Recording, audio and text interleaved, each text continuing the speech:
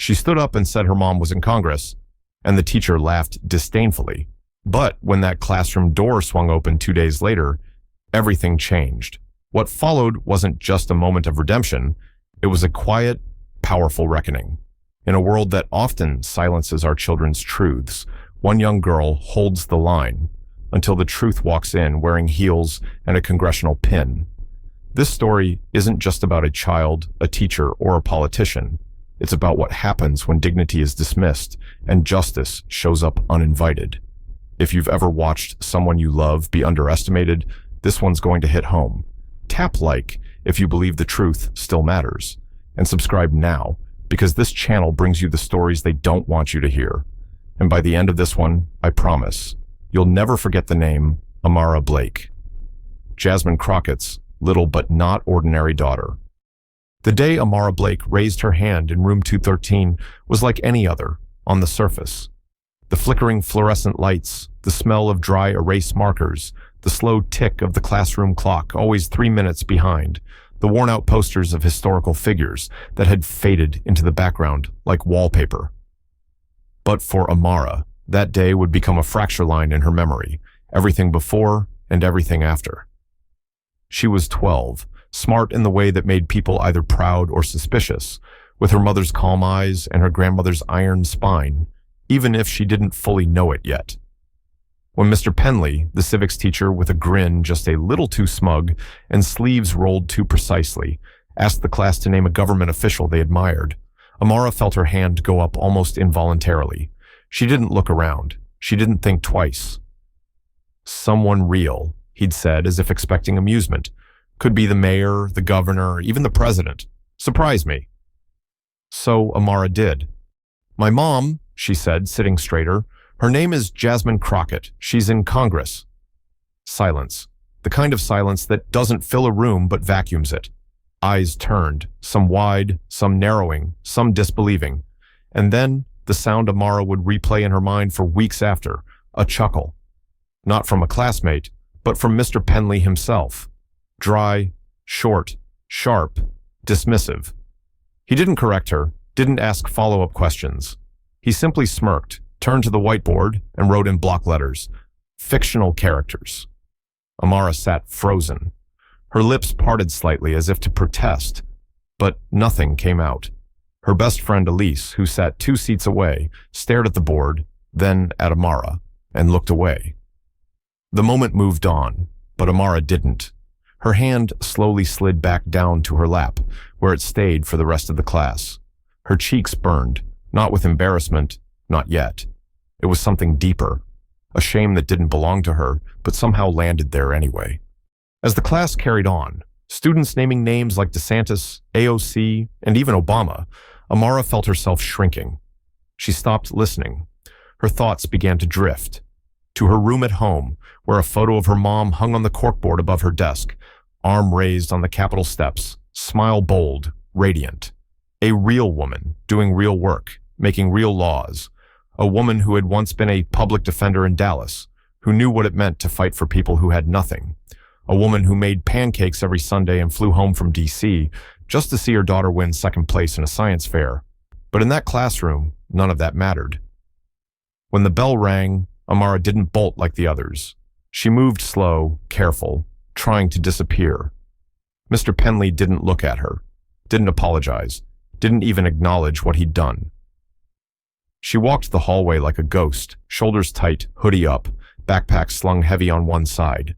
No one said a word to her, not Elise, not Landon, not Maya.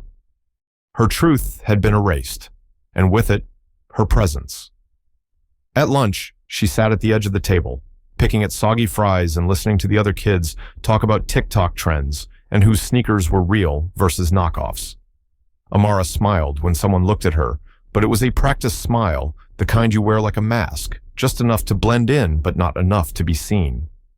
Inside, something stirred, an ache, a question, a quiet fury, because it wasn't just the laugh, it was the message underneath it.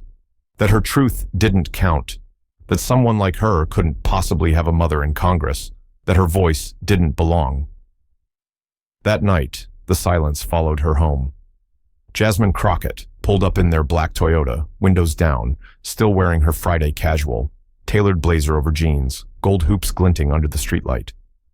"Hey, baby," she said with warmth, reaching over to squeeze Amara's shoulder. "You okay?" Amara nodded too fast. "Yeah, just tired." They drove home with the radio low. Jasmine didn't push. She never did when Amara shut down like that. But at the red light, she brushed her daughter's curls behind her ear, glanced sideways, and said, "You know you can tell me anything, right?" Amara nodded again. "I know." But she didn't speak. Not then. Not through dinner. Not when she went upstairs to her room and sat staring at the ceiling, earbuds in, music off. The words she wanted to say were heavy, too big for her throat. "He laughed at me, Mama. Like I made it up. Like our whole life isn't real." She pulled out her sketch pad but didn't draw. She flipped through pictures instead, photos of her mom in front of the Capitol, campaign flyers with her last name bolded, screenshots of interviews where Jasmine stood strong against panel after panel of doubt. It was all real. So why did it feel like the world had declared otherwise? That weekend, she stayed quiet. Elise texted asking if she wanted to hang out. Amara didn't respond, not because she was mad, but because she wasn't sure who she could trust to see her the same way anymore. When trust breaks, even just a little, everything sounds louder. The silence, the pause before a laugh, the way someone's eyes shift when you speak. Monday came slow. The air in room 213 felt thicker somehow. Amara walked in with her hoodie pulled tight around her face, her head low. On the board, a new prompt was written in Mr. Penley's usual slanted scrawl, "What do your parents do, and what do you admire about them?" Amara stared at it, and something inside her clenched. That's how it always starts. A question, an invitation. And then the rules change mid-answer. Landon said his dad owned a dealership. Maya said her mom ran her own firm. Mr. Penley nodded, scribbled words like drive, leadership, admirable. But when no one else raised a hand, his gaze swept past Amara's desk, not pausing, not inviting, not asking. And that, somehow, felt worse than the laugh. Not that he denied her, but that he had erased her entirely. That evening, Amara curled into the corner of the couch while Jasmine took a call in the next room. The hum of political chatter, committee schedules, campaign funding, upcoming interviews, faded in and out. Jasmine spoke in that voice Amara had heard 1,000 times, measured and sure. But in this moment, the strength in that voice only reminded her of how quiet she herself felt. She opened her notes app, tapped out half a sentence, deleted it, started again. "He laughed at me." Then nothing. She closed the app. Words were too small for what was lodged in her chest. It wasn't sadness, not exactly. It was the strange ache of being told you didn't belong in a room you'd already been living in. Jasmine walked back in, slipped off her heels, and sat across from her. She studied Amara with a mother's radar, one eye on her daughter's stillness, the other on the 1,000 things she wasn't saying. "Long day?" she asked casually, stirring her tea. Amara nodded. "Just school stuff." But Jasmine didn't take the bait. Instead, she asked, "Did anything weird happen?" Her voice wasn't suspicious, just curious, but it nudged something loose in Amara. "Not really," Amara said, eyes locked on the television that wasn't playing anything meaningful. The silence between them stretched. "Amara," Jasmine finally said, setting her mug down with more weight than needed. "Look at me." Amara glanced over. "You've been quiet all weekend. That's not just school stuff." Amara hesitated. The air felt heavier now, like telling the truth might tip the room over. "He didn't believe me," she whispered. "About you." Jasmine blinked. "Who didn't?" "My teacher, Mr. Penley. I said you were in Congress." He laughed, wrote fictional characters on the board. Everyone just stared. A silence deeper than before settled. Jasmine's expression didn't twist in anger, not immediately. Instead, she closed her eyes for a second, like holding in a storm. "He laughed," she repeated. Amara nodded, and then moved on, like I made it all up, like I was just some dumb kid trying to sound important. Now Jasmine did stand, not with rage, but with purpose. She paced once across the room, stopped by the window, and looked out as if weighing something invisible. "I've had people doubt me before," she said after a moment. "A lot of them didn't look like us. Some did. Doesn't make it hurt less. But baby," she turned around, meeting Amara's eyes, "you did nothing wrong." "I know that," Amara said, but her voice cracked at the edges. "But it didn't feel like that." Jasmine walked over, knelt down beside her. "The truth scares people sometimes, especially when it comes from someone they didn't expect it from, but that's not your burden. That's theirs." Amara looked away. It still felt like mine. Jasmine wrapped her in a hug, tight and grounding. "Then maybe it's time we remind them who we are."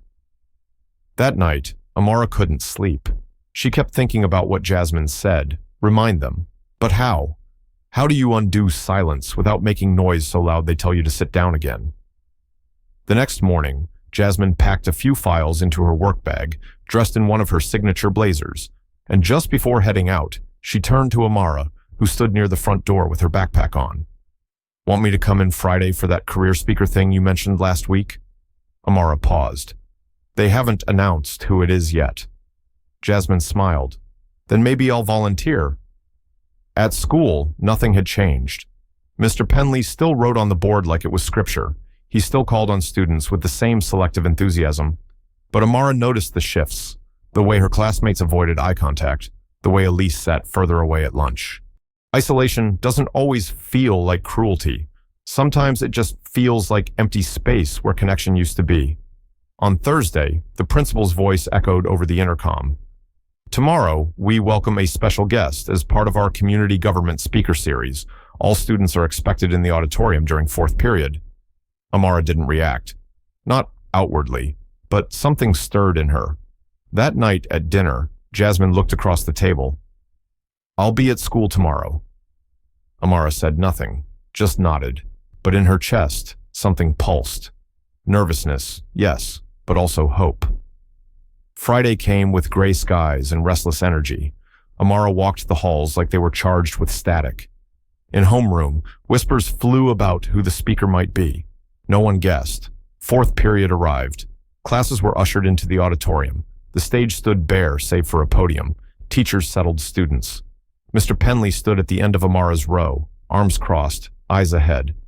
And then the door opened. Jasmine Crockett walked in, not with flash, not with spectacle, but with the presence of someone who knew exactly who she was and didn't need to prove it. Black blazer, gold hoops, press badge on her lapel. The room hushed. Amara didn't blink. Her mother crossed the floor, stopped beside her, and said quietly, "Come with me." She didn't ask. She didn't whisper. She made space, and Amara stood. The quiet in the auditorium was heavy, thick like mist. Students shuffled in their seats, uncertain of how to react. A few of the teachers exchanged glances, recognizing the name, but unsure if it was truly her, Congresswoman Jasmine Crockett. She walked with an unhurried grace, like every step had meaning. Amara followed, not fully understanding what was happening, only that this moment felt larger than either of them. Her mother didn't look left or right. She didn't scan the crowd for recognition. She just walked toward the stage as if the space belonged to her. As she ascended the steps and approached the podium, Jasmine turned for just a beat to look at Amara, who took her seat in the front row. Their eyes met. Amara's heart pounded not with fear, but with the raw sense that something was about to shift. She hadn't expected this. Not like this. Not today. But here they were. The principal, Mrs. Goodwin, adjusted the mic and cleared her throat. "Students," she began, her voice betraying a nervous tremble, "please join me in welcoming United States Congresswoman Jasmine Crockett." There was no roaring applause, no whistles, just stunned silence. And then, slowly, the scattered sound of hands coming together, uncertain at first, then building. It wasn't admiration yet. It was disbelief. Jasmine stepped forward. "Thank you, Principal Goodwin," she said, her voice smooth but commanding. "And thank you all for making space today. I won't keep you long, but I do hope what I say stays with you longer than I speak." A few students straightened. Mr. Penley adjusted his collar. "I came here today not because I had time," Jasmine continued, pacing slightly. Lord knows I don't. I came because a little girl in this room told the truth, and the truth got laughed at. Hey, you could hear the air go out of the room.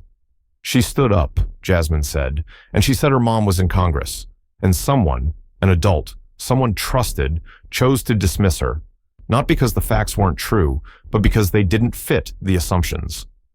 Mr. Penley didn't move. His face flushed, but he said nothing.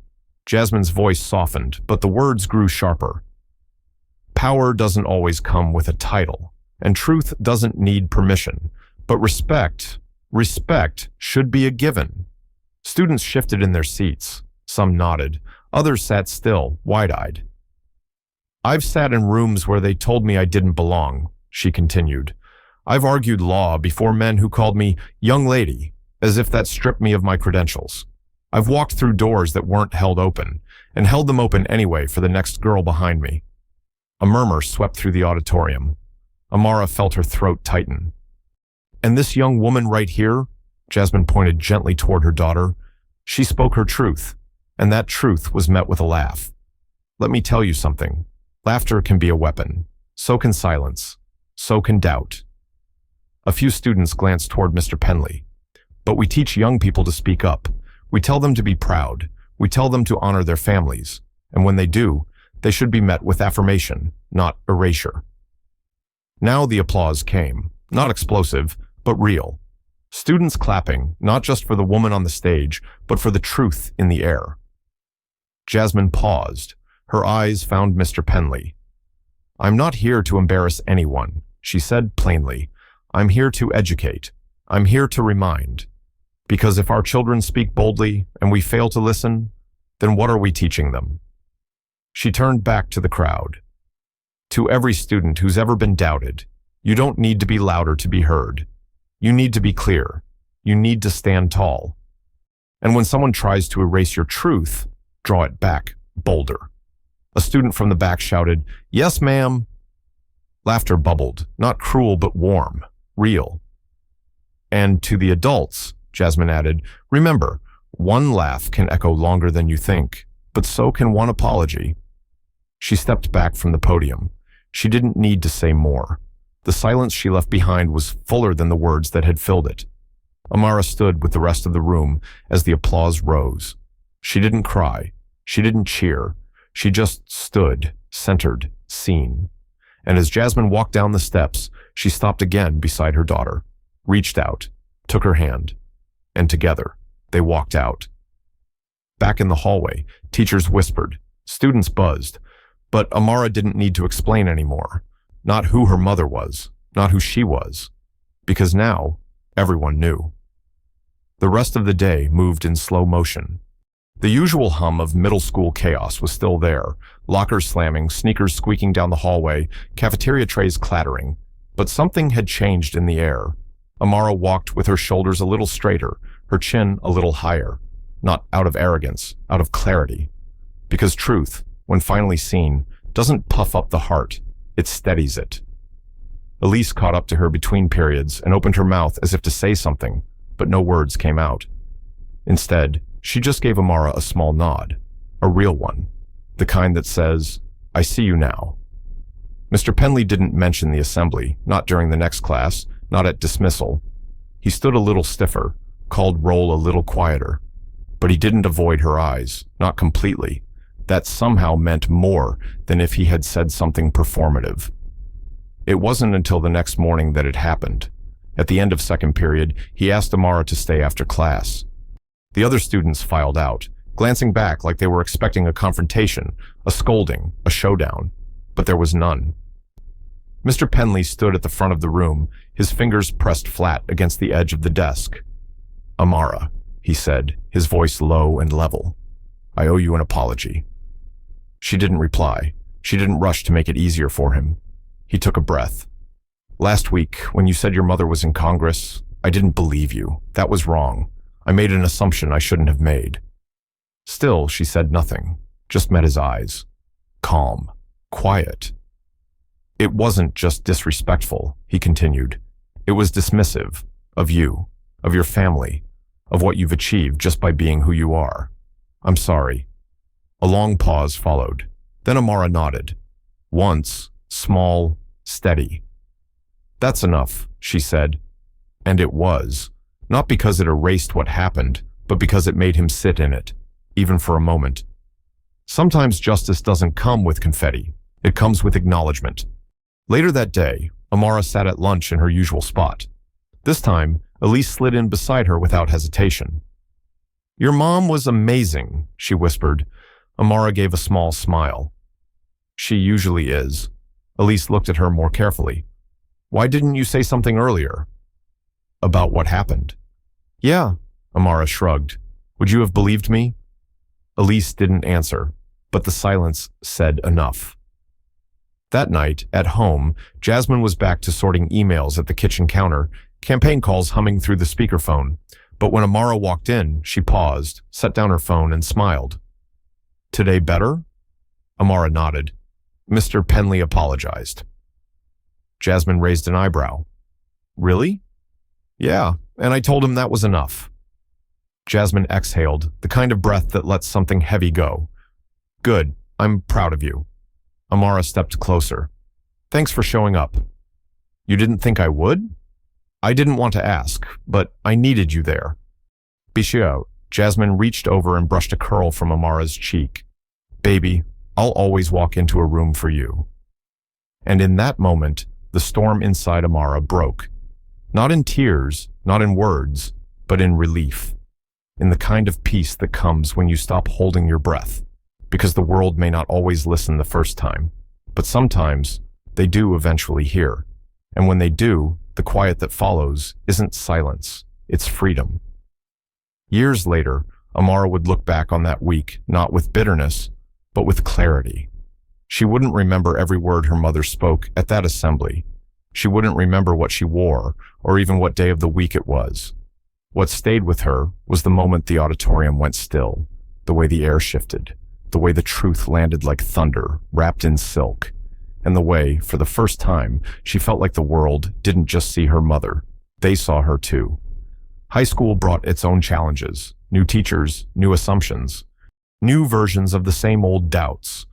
But Amara carried something with her now that couldn't be shaken, a memory of being doubted and then declared.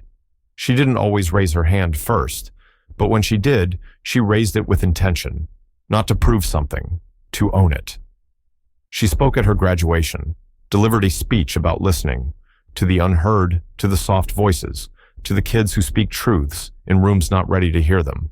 And when she said, sometimes truth enters a room before the world is ready, but that doesn't mean it should wait at the door, her classmates stood, not all, but enough to make her feel the ground beneath her feet. She went to Howard, majored in political science, took a minor in African American studies, not because she wanted to study her story, but because she wanted to understand the soil it grew in. During her second year, she interned at the Capitol, walked those same marbled halls her mother had.